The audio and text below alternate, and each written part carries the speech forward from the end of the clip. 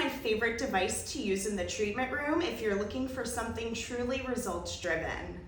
This is a microcurrent EMS device, and EMS stands for electrical muscle stimulation. So this is going to help with tightening, toning the skin, contouring around the eyes and the jawline, and really give your clients that snatched look that we all want. This also has multiple settings and can be used on the face or the body. You have 2 levels. The first one, P1, is for lymphatic drainage and training the muscle. And then P2 is the EMS, which is the electrical muscle stimulation for the tightening and toning. You can incorporate microcurrent into almost any of your protocols. It's a quick 5 to 10 minute addition to the facial that will leave your client tight and glowing and really showing results when it's done once a week in a series.